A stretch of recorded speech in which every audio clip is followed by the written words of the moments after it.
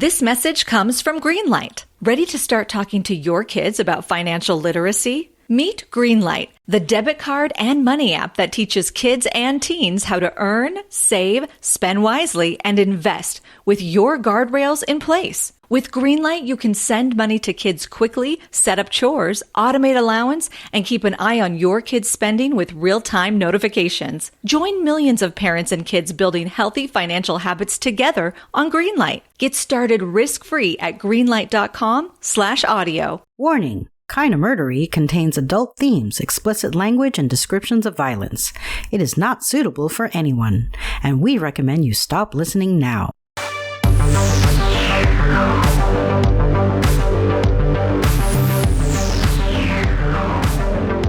True crime with a dash of the paranormal, the garish, the strange, and the darkly comic. I'm Zevon Odelberg, host of Kinda Murdery, a podcast that's about more than just murder. It's my very own pocket dimension, home to a curated collection of bizarre and compelling stories. The unsolved, the unsettling, and the unbelievable. I cover it all, just so long as it's kinda murdery. That's right, folks, just like it says in the intro, I am Zevon Odelberg, and this is Kinda Murdery. Welcome. I'm glad you're here. I first encountered the story of the truck stop killer in an article with the same name, written by Vanessa Veselka and published in GQ on October 24th, 2012. In her GQ article, Vanessa Veselka tells her story in first person. The story you're about to hear on this episode of Kinda Murdery is Vanessa's story combined with information and narratives from other sources I've consulted and told in the third person, to create a version of the truck stop killer's story that is both personal and general, factual and emotional, and of course, true. We're headed for a dark, haunting ride down an abandoned highway, full of hidden dangers and unforgivable violence. So buckle up and join me as we uncover what truths we can and solve what mysteries we may. Kinda Murderies, the truck stop killer, starts now.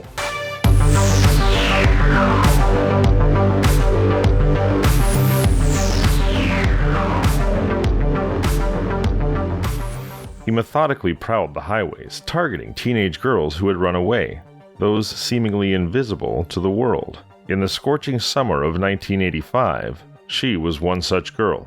A chance encounter on I-95 with a stranger led to the most petrifying ordeal of her life. Years later, she revisits the haunts of her fraught youth, seeking insights into the terror she faced and the fate of the girls who were not as lucky. In the sweltering summer of 1985, near Martinsburg, Pennsylvania, the grim discovery of a body in a truck stop dumpster sent shockwaves through the area. The girl had just secured a ride and found herself in a nearby truck, her driver momentarily away to settle the fuel payment, when the body was discovered. The discovery unleashed chaos. A restaurant employee burst outdoors, urging onlookers to keep their distance as a curious crowd formed under the drizzle around the dumpster. The murmurs among the gathered revealed the victim was a girl, a teenage hitchhiker. This hit close to home as she was a teenage hitchhiker herself, and with a shudder she realized that the victim's fate could easily have been hers. Her gaze followed the truck driver as he navigated the rain-slicked asphalt back to their vehicle.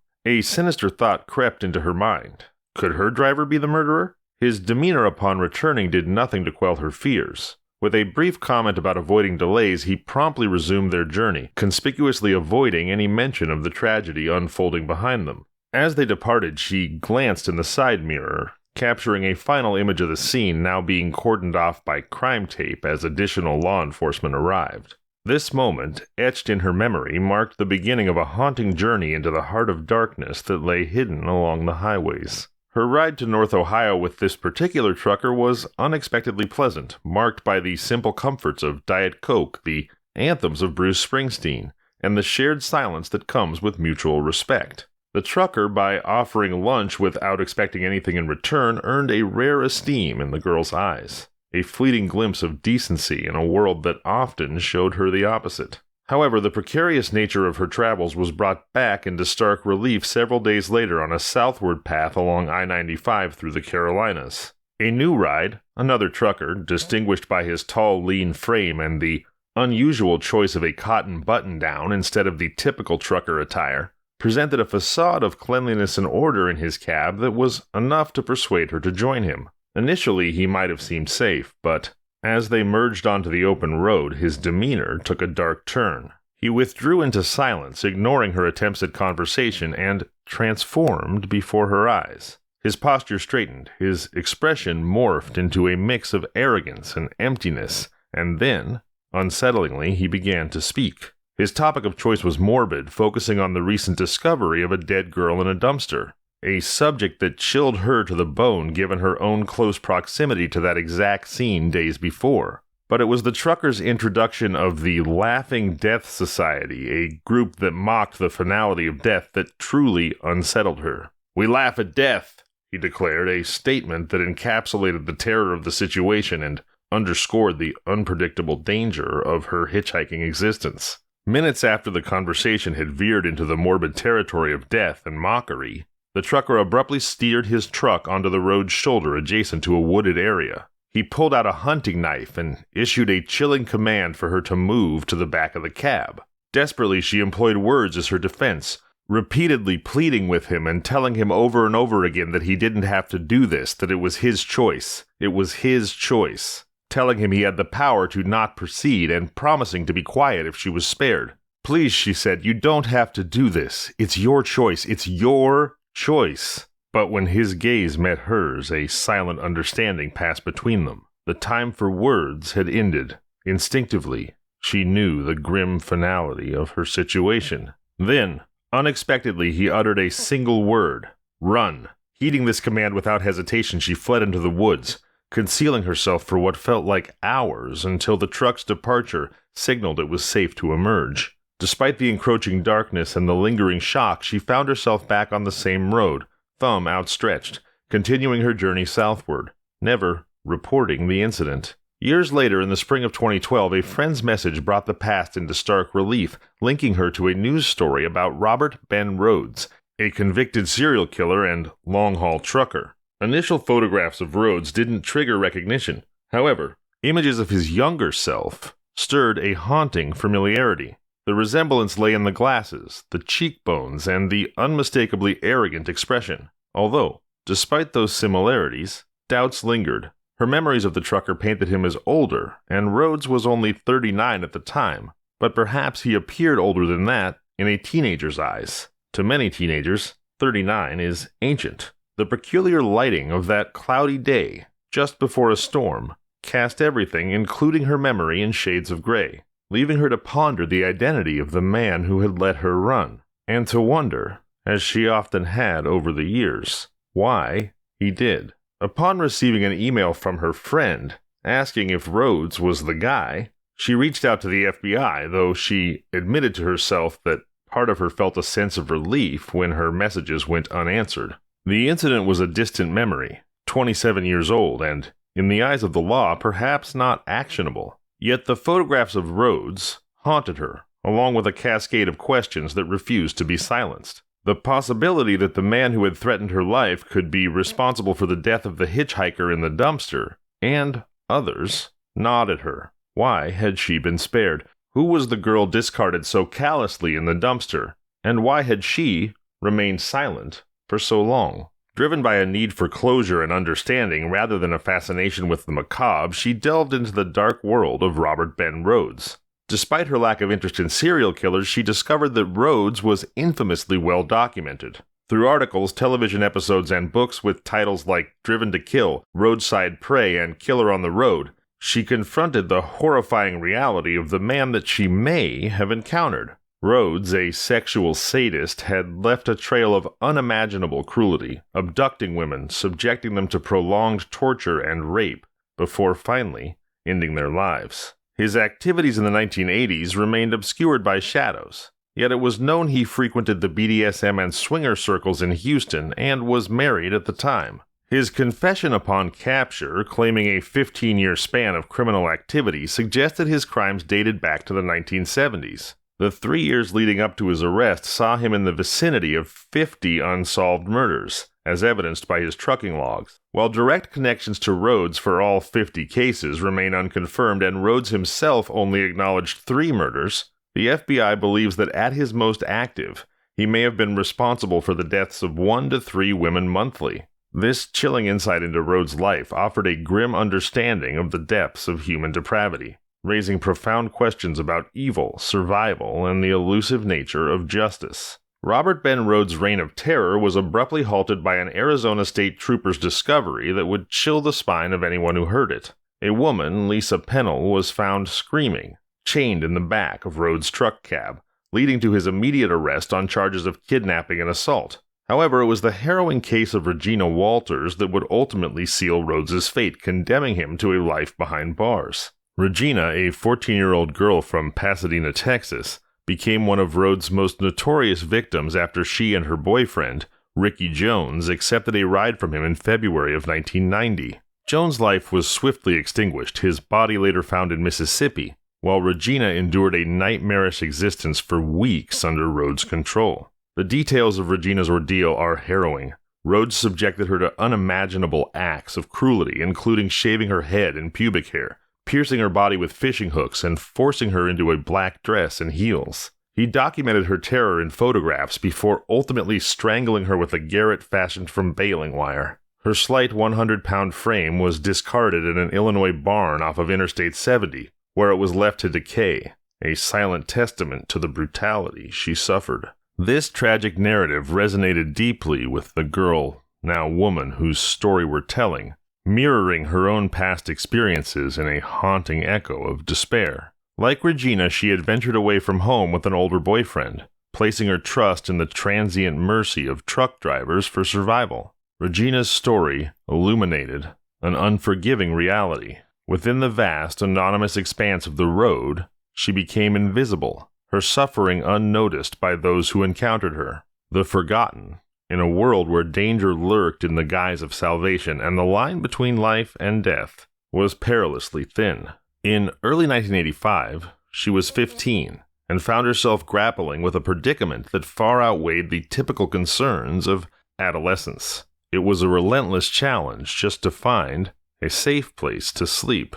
Her departure from home was not a journey embarked upon lightly, but a desperate escape from life in New York City that had become untenable. She fled the city accompanied by her 21-year-old boyfriend. Their meager possessions included $60, a Smith & Wesson 5-shot revolver, which they inadvertently discharged during a heated debate about whether or not the safety was on in a Maryland field, a guitar, and a knapsack filled with memories of her youth. Her decision to leave home was not rooted in a desire for adventure, but rather a profound sense of necessity. At home, the escalating conflict and emotional turmoil between herself and her mother had become unbearable, with no apparent resolution in sight.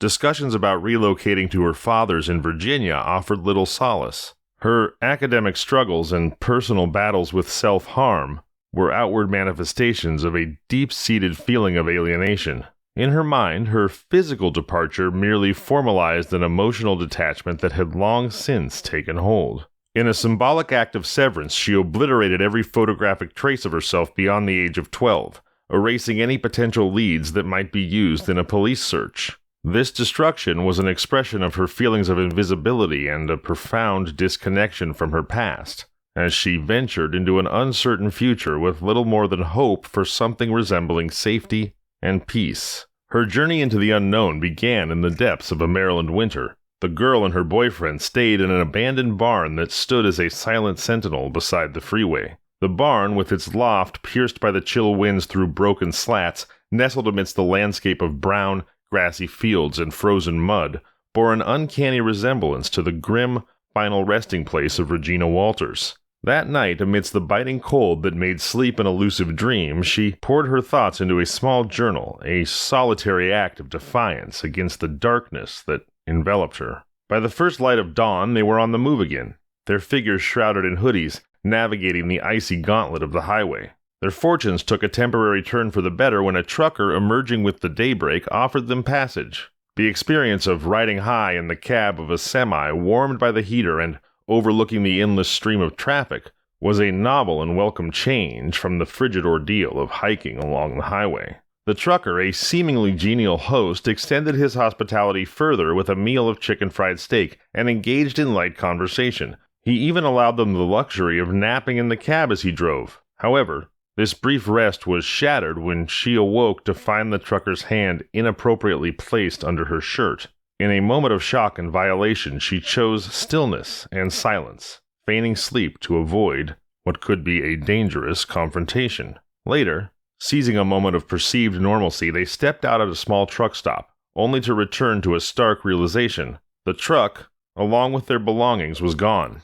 The guitar that carried the melodies of home, the knapsack filled with cherished keepsakes, all vanished, leaving them with nothing but the clothes on their backs and the Smith & Wesson, which would later be sold in New Orleans as a final separation from their past. This first ride set the stage for her future encounters with truckers, a mix of evading unwelcome advances and the risk of abandonment. The experience taught her a vital survival rule: always be ready to exit when a truck slows down. Initially, having a boyfriend made sleep manageable, as one of them could keep watch while the other rested. But 6 weeks in, they got in a fight and broke up in Arizona, leaving her to navigate the dangers of the road alone. Without a fake ID, shelters were off limits, and the vulnerability of sleeping alone on the streets or the demeaning trade-off of sex for a place to sleep were unappealing options. Thus, she returned to hitchhiking, mastering a state of semi-alertness that allowed her to rest without fully succumbing to sleep, maintaining a precarious awareness of her surroundings. Trucks became her chosen sanctuary over cars for the semblance of safety that they offered. At truck stops, her entry into a truck was visible, noted, and discussed over CB radios, providing a layer of visibility of public existence that was crucial for her survival. Yet, this visibility came with its own risks, a high-stakes game of brinksmanship, where the consequences of a trucker's intentions became magnified. In this environment, she navigated a delicate balance, living in the narrow margin of safety that existed before a situation could escalate, a testament to her resilience and adaptability in the face of constant uncertainty. In the 1980s, truck stops were mysterious domains detached from the gaze of the external world, shrouded in dim lighting and the haze of cigarette smoke. A stark contrast to today's family-oriented travel plazas. The shelves were laden with adult magazines, from glossy publications like Hustler and Barely Legal to cheaper newsprint editions, all flaunting lurid covers. The counters near the registers were cluttered with dubious items like isobutyl nitrate and so-called aphrodisiacs such as locker room and Spanish fly, alongside bumper stickers proclaiming, "Ass, gas, or grass. No one rides for free." Within this harrowing pastiche of the crass, the visceral, and the downright dangerous, her concerns were pragmatic rather than ideological. The immediate need was to secure rides. The hostile atmosphere often barred her from entering the restaurant area, as the prevailing assumption cast on any unaccompanied woman was that she was a prostitute by default. This suspicion relegated her to soliciting rides near the shower area, a strategy that was obviously fraught with its own dangers. Gradually, she adapted, learning to leverage the trucker's use of CB radios to arrange transportation indirectly. The Zoo Channel, notorious for its unfiltered and often offensive banter, was no place for a woman's voice, which would invariably provoke a barrage of vulgar commentary. On the CB, women were crudely referred to as beaver, a dehumanizing label even the well-intentioned used while trying to assist her. They concocted stories to garner sympathy and secure her a ride. A fabricated tale of a woman needing to reach Flagstaff for a relative's funeral, invariably cast as an innocent victim of a callous boyfriend who had absconded with all of her possessions. This method of securing rides, while effective, underscored the length to which she had to go to navigate the perils and prejudices of the road. Through her journey, she leapt from truck to truck, literally, seldom touching the ground, yet even in constant motion, safety remained elusive. Adhering to her guiding principle that the only safe truck was one in motion meant she was perpetually alert. Every change in speed, every turn, downshift, or drift toward the shoulder snapped her awake. The toll of constant vigilance and sleep deprivation led her to categorize her encounters based on a scale of sexually aggressive behavior, ranging from 1 to 5, from benign to overtly threatening. 1. The driver kept any sexual thoughts to himself. 2. The driver propositioned her, offering to pay for sex. 3. The driver asserted she owed him sex for the ride and the meal, threatening to leave her in a dangerous location if she refused.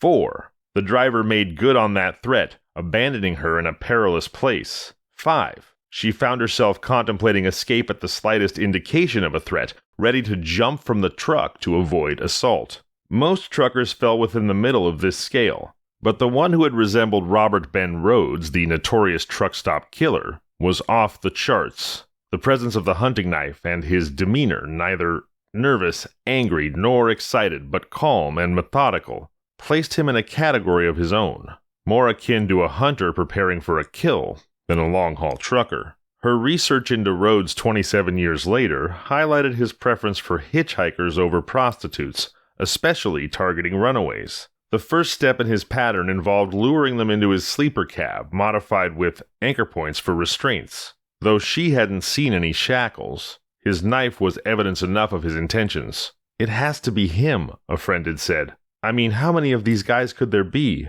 According to the FBI, the terrifying answer is a lot of them. The grim reality of the dangers lurking along the nation's highways was starkly highlighted in 2009 when the FBI launched the Highway Serial Killings Initiative. This program was a response to an alarming trend: a growing number of bodies, predominantly women, discovered along the edges of the interstates, many discarded in dumpsters. Focusing on victims last seen near truck stops and rest areas, the FBI identified over 500 such cases. Among the suspects, nearly all were long-haul truckers, painting a harrowing picture of the risks associated with transient lifestyles intersecting with these mobile predators. The existence of individuals like Rhoades who preyed on vulnerable women and evaded capture was a reality the girl was all too painfully aware of, even without official confirmation. The truck stop rumor mill was rife with horrifying tales of violence against women, from brutal slayings to gruesome acts of retaliation by truckers against those they accused of transgressions.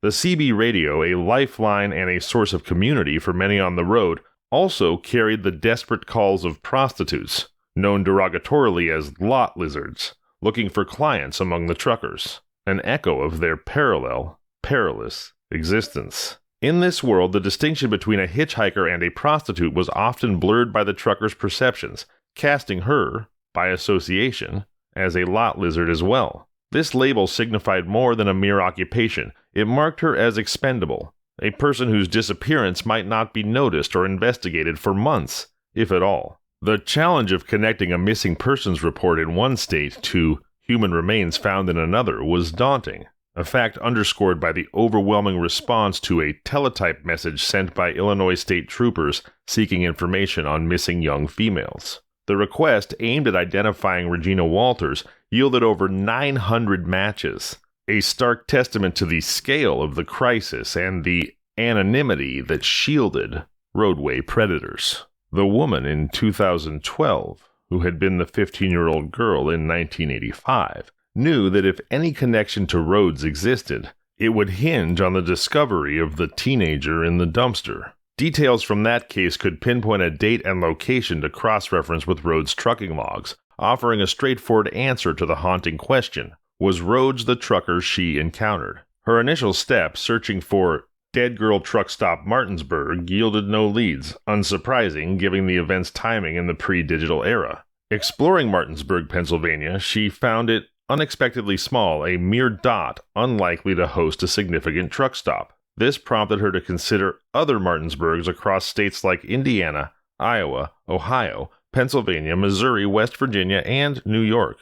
A crucial piece of her history involved a visit to her father in Virginia a week before the discovery of the body in the dumpster. Her dad was a man of modest means, making her hesitant to impose further. Upon departing, she sought a ride toward an imagined brighter future in California, a detail her father confirmed years later without hesitation, pinpointing Martinsburg, West Virginia as her departure point. Curiously, she asked her father, "Were there any murders that summer?" To which he recalled the message she left him, warning of a 17-year-old female hitchhiker found dead and ensuring him that it wasn't her, that she was safe. This confirmation was a relief, solidifying the existence of both the Martinsburg truck stop in her story and the unfortunate hitchhiker. The challenge now was to delve deeper, fortified by the knowledge that her memories, despite their haziness from sleep deprivation, were rooted in an awful reality. The investigation into Robert Ben Rhoades' heinous crimes formed a daunting maze that stretched across local and federal jurisdictions, encompassing 5 states before converging on Houston, Texas. This focal point emerged not by chance, but due to a myriad of connections binding key elements of the case to the state. Rhoades himself hailed from Texas, as did his wife, Deborah Davis, and the unfortunate victims Regina Walters and Ricky Jones, alongside others he had ensnared within Texas's borders. Seeking deeper insights into the case, she traveled to Austin, Texas, to consult with 2 former FBI operatives, Mark Young and Robert F. Lee, both of whom had dedicated a significant portion of their careers to unraveling the Rhoades mystery. Young, with his dual expertise as a profile and a field agent, offered her a nuanced understanding of criminal patterns over a meal located at a local sushi restaurant. He delineated the distinction between a criminal's modus operandi, or MO, mutable habits shaped by circumstance and whim, and their signature, the immutable mark of their inner compulsions. Rhoades' methods varied, employing firearms, ligatures, and likely knives in his assaults. Yet it was his signature that laid bare the unchanging core of his sadism, the ritualistic shavings of his victims' heads and pubic areas, along with piercings, bruisings, and other indicators of sustained torture, tracing back to deep-seated perverse fantasies that remained consistent over time. Mark Young, standing at an imposing 6'4", embodied the legacy of a Texas lawman through the generations. He unveiled the ordeals of Shanna Holtz, a grim prelude to the capture of Regina Walters. Rhoades, detained for assaulting Holtz, had ensnared her at a truck stop, subjecting her to a harrowing captivity and escape from his truck's confines at a Houston brewery. Although Rhoades was known for chaining his victims, Young clarified that Holtz had not been shackled when she escaped. Rhoades had told her to sit there and be a good girl. Shayna Holtz's resilience, forged from years of survival on the streets, defied Rhoades' expectations, leading her to flee and momentarily land him in the hands of justice, although she ultimately refrained from pressing charges. Young goes on to share photographs of truck stop killer Robert Ben Rhoades with our protagonist, the woman who had been that 15-year-old runaway in 1985, and was now on a mission to determine if the man she had escaped was in fact the notorious truck stop killer. The pictures stir memories and the peculiarities of recognition, underscoring the fallibility of memory itself. Amidst all this, Young anticipates her recounting a narrative that she has reluctantly become more acquainted with. She finds herself sharing her story once again, despite its emotional toll. Part of her survival strategy was to look through a trucker's cassette collections, a tactic which provided both a distraction and a means to gauge the driver's demeanor, a method that revealed a critical shift in one particular driver's attitude. This part of her story leads to a discussion with Mark Young on the significance of weapons, with Young noting, "A gun was about control, but a knife is personal," highlighting the intimate brutality that Rhoades preferred. The conversation then turns analytical as she probes the nature of her encounter, comparing it to Rhoades' psychological profile. Young's observation that the trucker's willingness to share his morbid fascinations without physical restraint suggests a predilection for terror as manipulation, a trait resonant with Rhoades' own modus operandi. "But a real serial killer wouldn't have let me go, right?" she asks Young. His reply is speculative. "I don't know. Maybe you didn't think you'd run." Even at the time, she'd wondered if her decision to run away was merely a component of his twisted game. Rhoades harbored a profound fascination with games, drawing considerable influence from the book Games People Play, which posited that each social interaction was a strategic game. This book, particularly the games Courtroom, Beat Me Daddy, and Frigid Woman, describes scenarios that Rhoades found captivating, even reflective of his own manipulative endeavors. He frequently referenced this book, treating it as a guide for his interactions. His correspondence with his wife underscored his mindset, especially his advice that one could play, pass, or run, a mantra that echoed ominously in her ears, resonating with her own harrowing experience. The more she uncovered about Rhoades, the clearer the disturbing parallels between their lives became. While she navigated the perils of hitchhiking, he roamed the highways with sinister intent. As she honed her survival skills, Rhoades refined his predatory techniques, sharpened his teeth and claws. Among the documents that Young had spread out for her to review was a photograph of Regina Walters captured moments before her life took a tragic turn. The image showed Regina radiating youth and joy, a stark contrast to her tragic fate. The photograph provided by Regina's mother had been pivotal in confirming her identity, with Young noting the distinctive small gap in her teeth and matching freckles. Young then presented another photograph, this one of a young girl, possibly Native American, an unidentified victim who sat in Rhoades' truck, appearing disoriented or tired. Her untouched, glossy black hair suggested the photo was taken when she had been one of Rhoades' recent captives. If he'd had her for long, her head would have been shaved. These haunting images served as grim reminders of the unknown numbers of Rhoades' victims, their stories untold and faces unrecognized. On the phone, retired FBI agent Robert F. Lee was civil and to the point, but not overtly warm. She arrived at his door in the sweltering heat, was greeted, and then ushered into a spacious living room. Lee, imposing and capable, could easily be mistaken for someone still active in the field.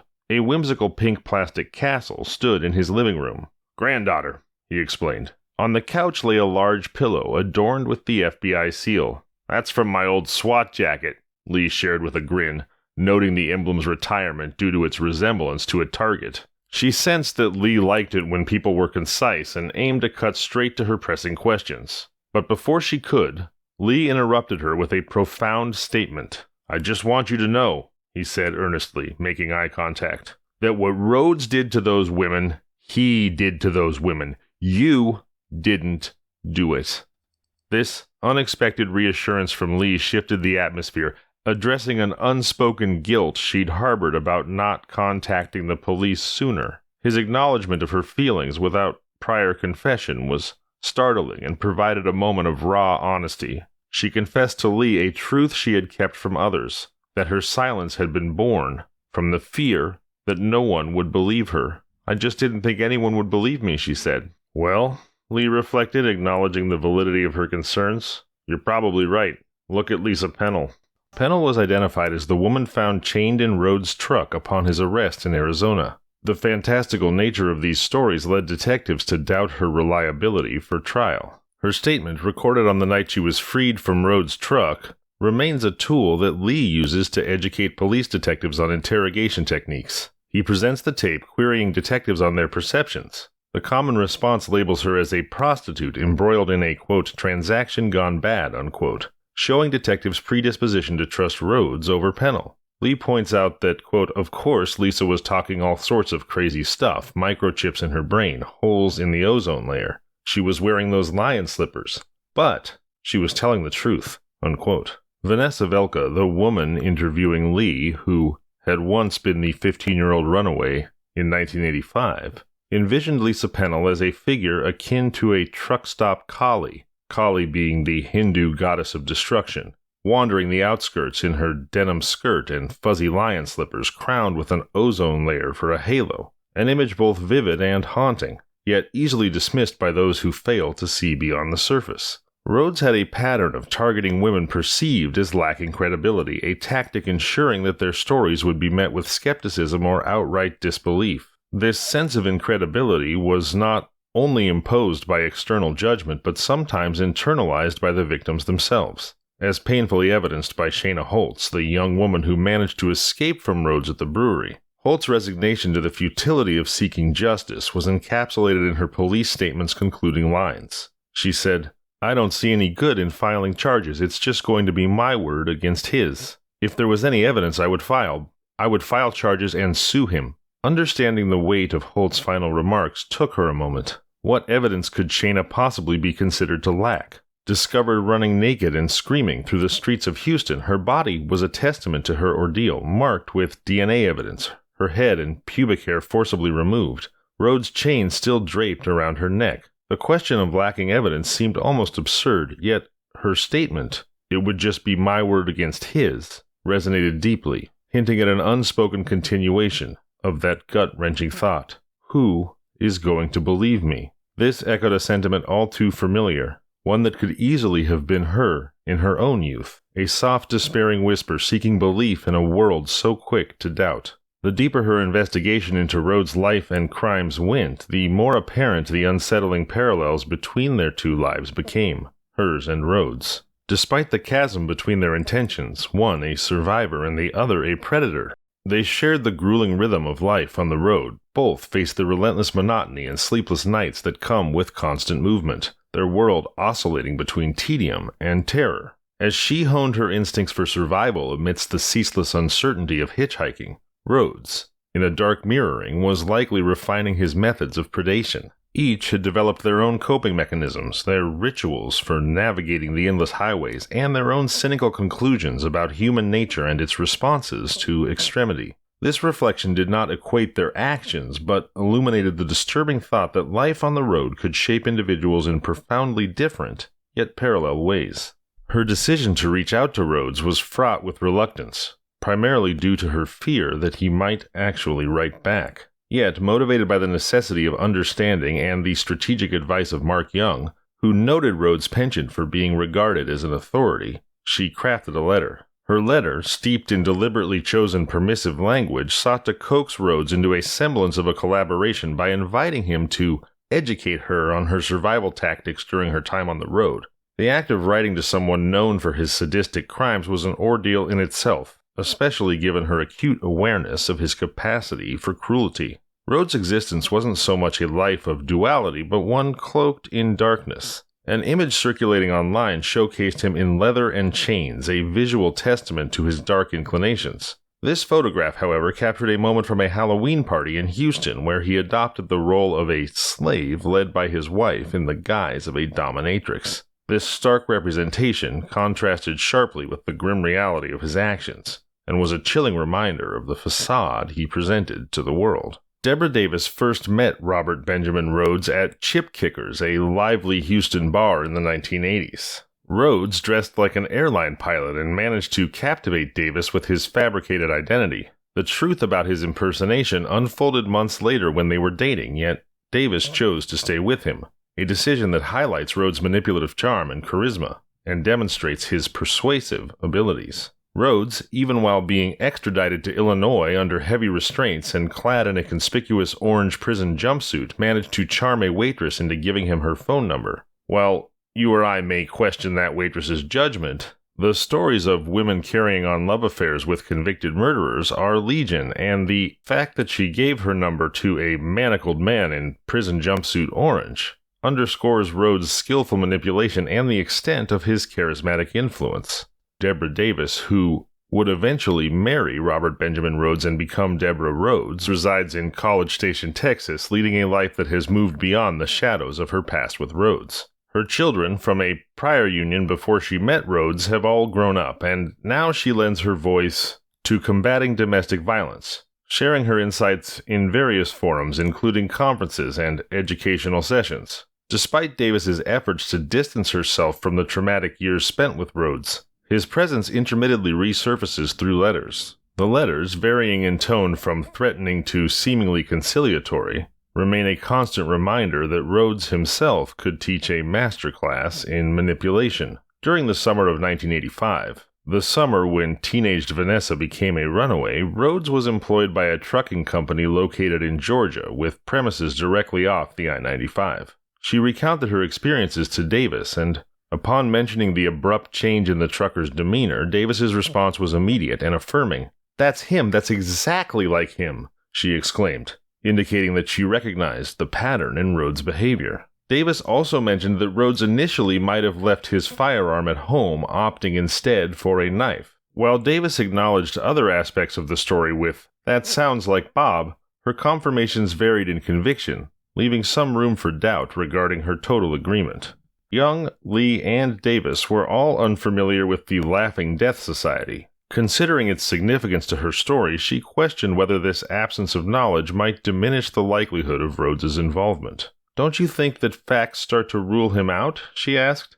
However, Davis dismissed her doubts, reinforcing Rhoades' interest in clandestine organizations. "Oh no, not at all," she responded. "Bob was fascinated by secret societies." Davis brought up the distressing story of Colleen Stan, who was abducted in 1977 and subjected to years of torture by her captors, who fabricated the existence of a menacing group known as the Company to deter her attempts to escape. Bob was obsessed with how they used an imaginary secret society to keep her from running away, Davis remarked while discussing Rhoades' fascination with the psychological control that the kidnappers exerted over Colleen.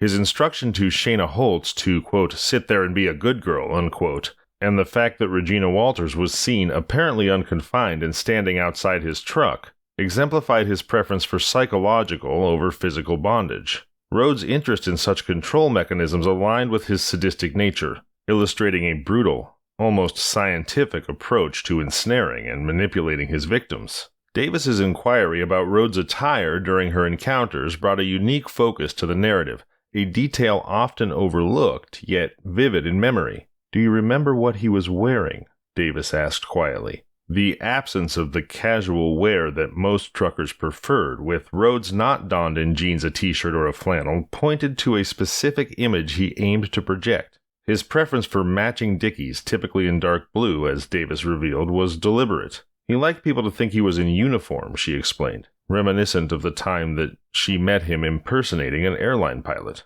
Further discussion about the state of Rhoades' cab led her to tell Davis that it was meticulously clean, a characteristic that Davis affirmed matched Rhoades' broader behavior pattern. This penchant for cleanliness and order was not limited to his vehicle, but extended to his personal living spaces and even his appearance while incarcerated, indicating a deep-seated need for control and presentation. When she mentioned the spotless truck cab, Davis replied, "That sure sounds like Bob. When I first saw his apartment, I thought I'd walked into the showroom of a furniture store."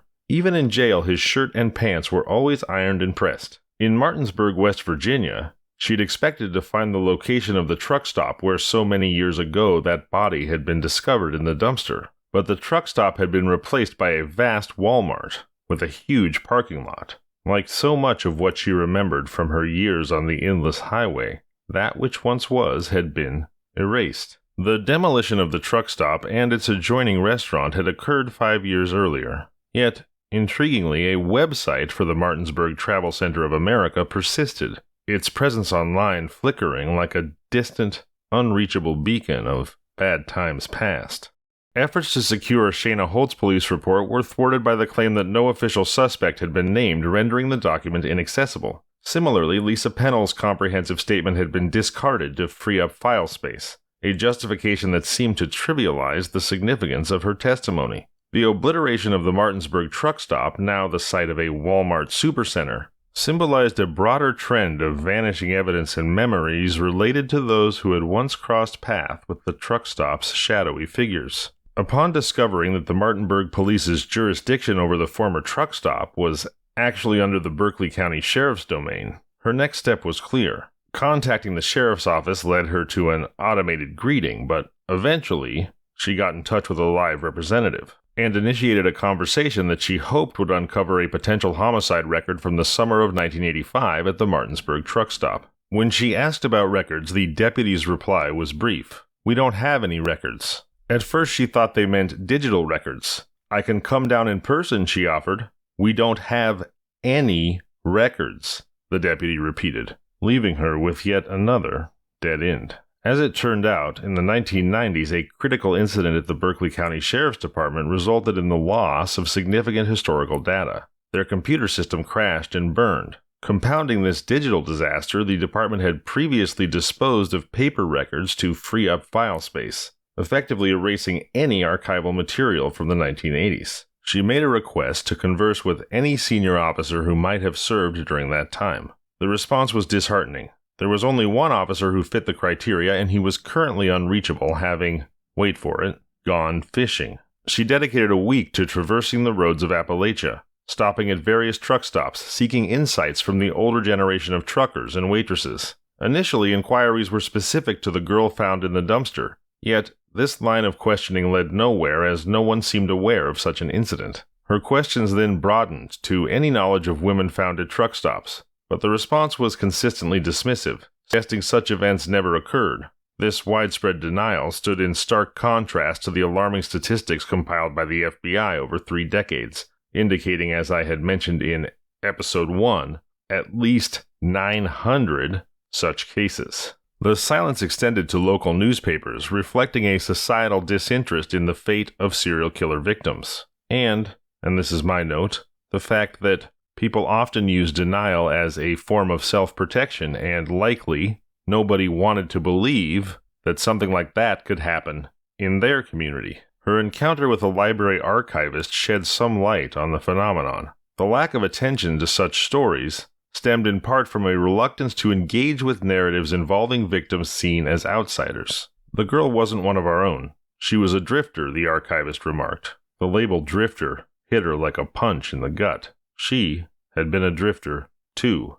And she knew then what she had always known, what she had been fighting so hard to disprove. It was a painful truth. The stories of drifters, the stories of those who live in the margins, often vanish, leaving barely a trace in the collective memory or in official records. The pursuit of understanding and acknowledgement for these lost lives seemed to dissipate much like a path fading into the wilderness, challenging the very possibility, or perhaps proving the near impossibility, of bringing their stories to light. Unwilling to give up, she made a final desperate effort, visiting a smaller truck stop in Hancock, Maryland, where she had a conversation with a longtime employee. She told the story of the dead girl in the dumpster, and the truck stop employee, who idly touched the gold cross around her neck, listened intently. When asked if she'd ever heard of such an incident, she initially responded with a shake of her head, signaling no recollection. However, a moment of reflection brought a change in her demeanor, her eyes taking on a thoughtful haze.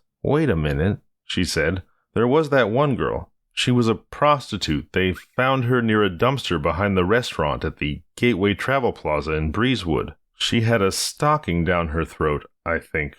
The woman shivered. "That was way back in the early 70s, though," she recalled. The revelation from the woman at the Hancock truck stop inadvertently led to a significant discovery, albeit not the one she had initially sought. The incident the woman recalled did happen, but she'd gotten the time frame wrong. It was actually from 1987, involving a 19-year-old girl named LaMonica Cole, not the early 70s. She discovered this detail later in the Pittsburgh Post-Gazette, which chronicled LaMonica's tragic end in Breezewood, a victim of strangulation. Additionally, the article mentioned another, similar, grim fate of a woman in 2006, also associated with Breezewood. Her life cut short with her throat slit, found far away from where she had last been seen. While these cases were tangential to the primary search, they introduced a broader pattern of violence that aligned closely with the timeline that she was interested in. The article from the Gazette mentioned a series of murders targeting prostitutes at truck stops starting in June of 1985, precisely aligning with the critical period that she was investigating. The next morning led her to the Gateway Travel Plaza in Breezewood, Pennsylvania, a site with a dark history of known murders. She hoped that Gateway's notoriously blood-soaked past would make the locals more open to sharing their memories. Upon arrival and a brief walk past the trucks-only signage in the section for professional drivers, her quest to find someone with memories from 1985 succeeded when she met a woman in her mid-50s who greeted her with an open smile. The questions she posed were direct. "Did you ever hear about a hitchhiker in a dumpster?" "No," said the woman. She tried widening the scope of her questions. "Did you ever hear of anything like that at all in other times, any other bodies of women found along this stretch of the I-70? "No," said the woman. "I never heard of anything like that anywhere." While listening to people's responses at the Gateway Travel Plaza, a vivid memory resurfaced. Being in the woods off of I-95, the panic, the visceral survival instinct that drove her to run merely 100 yards before concealing herself, uncertain of pursuit. The physical act of muffling her breath with her shirt, a raw testament to the fear and urgency of the moment. This memory prompted a profound realization about the nature of her quest. It was not merely an investigative journey akin to the plot of a detective story. Rather, it had morphed into something far more ethereal and haunting. It had become a ghost story. The stories of Regina Walters, Shayna Holtz, and Lisa Pennell emerged not merely as testimonies or cases to be solved, but as spectral presences, each embodying a facet of girlhood tragically halted, each embodying a facet of herself. Regina, captured in a moment of laughter and lightness. Shayna, defined by her resilience and changed appearance. Lisa, marked by a ready defiance, all coalesced into a haunting narrative. Their experiences, though distinct, interwove to form a tragic, blood-curdling tapestry of memory and loss, casting their collective shadows across her investigation, transforming it into a journey through the echoes of lives interrupted, a journey through her own trauma. The New Jersey Supreme Court, in a landmark statement dating back to 2012, offered a profound insight into the nature of human memory, highlighting its complexities and the inherent unreliability that accompanies it. This judicial observation raised significant doubts about the reliability of eyewitness testimony, a cornerstone of legal evidence for centuries. The court metaphorically differentiated memory from the precise capture of a video recording, instead suggesting that it resembles a collection of still photographs. The analogy acknowledges the fragmentary and selective aspects of how memories are formed, stored, and recalled, underscoring the fact that human recollection is subject to distortions, omissions, and influences that can dramatically alter the perceived reality of an event. When she read this, she found herself agreeing with the court, and her own memories came flooding back, like fragments of a dream, vivid and disjointed, each one etched with its own unique hue. In her mind's eye, she sees a descent through the rugged terrain of the Blue Ridge Mountains. The truck's brakes ablaze, the night alive with the symphony of insect chirps as she plunges over Chester Gap. There's the lingering image of sitting amidst a gentle drizzle by a truck, the air heavy with the tension of a crime scene unfolding nearby. Ohio's highways blur past, accompanied by the anthems of Bruce Springsteen, the rush of Diet Cokes fueling a fleeting sense of freedom, soon eclipsed by the inevitability of the journey's end. And then there's the haunting memory of the woods beside I-95, a fleeting moment of uncertainty and fear as she sprints and hides, her breath ragged against the silence of the forest. In that surreal moment, as the world hangs suspended between dusk and impending storm, she finds solace in the rhythmic cadence of her own heartbeat, unaware of what lies ahead, yet undeterred by the unknown. One snowy night, several months after the incident on the I-95 when she'd sprinted for her life into the woods, she finds herself hitchhiking through Amherst, Massachusetts when a car full of students from Hampshire College pick her up and offer her a place to stay. The next morning they encourage her to apply to the college, and to her surprise, she's accepted. College acceptance provides a thin strip of pride on which to stand while she reconnects with her family. Her mother is willing to pay for her schooling, and being 16 and in college feels like an easier situation to discuss than the fact that she ran away or what happened while she was hitchhiking along the endless highway. College appears to be a solution that brings redemption, but it's a solution that doesn't last long. The dissonance between her emotional world and the one around her is still too great, leading her to leave once again, albeit in a more sanctioned manner. She hitchhikes through Europe and eventually settles in Vienna for a few years before moving again and living among artists in the Lower East Side squats of New York City. We return now from the bohemian adventures of her early 20s to the adult woman investigating Rhoades 27 years later in 2012. When she returned home from West Virginia, a letter from Rhoades awaited her. It contained a demand that she meet him, under the condition that she never disclose their encounter or what transpired between them. It was precisely the kind of response a sexual predator or a child molester would make. Moreover, he requested $500. In response, she informed him that journalistic ethics prevented her from paying for interviews. She anticipated that this would be the end of their communication, but she received another letter. It seemed that Young was correct. Rhoades considered himself an expert and proposed that he be compensated as such. However, she couldn't help but wonder, an expert in what? Killing? At the bottom of the yellow legal paper, in bold capitals, he emphatically declared, "It wasn't me." As she pondered the letter, she acknowledged that while he might be technically correct, she'd never be sure, it certainly wasn't because he was innocent. For a brief moment, she entertained the idea of traveling to Illinois. She envisioned navigating the paperwork, submitting to fingerprinting, and being escorted through a series of airlocked doors into a room with him. She imagined him sitting there with his impeccably pressed shirt and overwhelming arrogance. They would conduct the interview, but she wouldn't bother taking notes. Ultimately, his words wouldn't matter. It would inevitably boil down to his word against hers, and who would believe him? During the same time that she was receiving letters from Rhoades, the senior officer from the Berkeley County Sheriff's Department returned from his fishing trip. He adamantly denied any accounts of girls ever being found in a dumpster at the Martinsburg, West Virginia truck stop, leaving her with no reason to question his assertion. One story shared by Deborah Davis continued to haunt her thoughts. Deborah recalled a journey she had embarked on with her husband Bob, the man who would later become infamous as the notorious truck stop killer, Robert Benjamin Rhoades. It was their final voyage together in his truck. Traveling westward on I-10, they made a stop at a bustling truck stop in Arizona. Near the entrance of the restaurant stood a young woman with a baby, desperately seeking a ride. Deborah, feeling a pang of empathy, contemplated offering assistance, perhaps money or support. Memories of her own sister, who had faced life on the streets, flooded her mind, amplifying her empathy. Yet when Bob Rhoades, Deborah's husband, noticed his wife's concern, he approached her from behind, gripping her shoulders and slowly guiding her gaze toward the girl. In a low voice, he whispered in her ear, "Do you see that, Debbie? She's one of the invisible people." "Oh man, that guy is a monster. Whew. I'm glad we made it through that story together. Until next time, I'm Zevon Odelberg, and this has been Kinda Murdery." If you like the show, please subscribe, review, and tell your friends. You can find us on social media at Kinda Murdery or email at kindamurdery@gmail.com.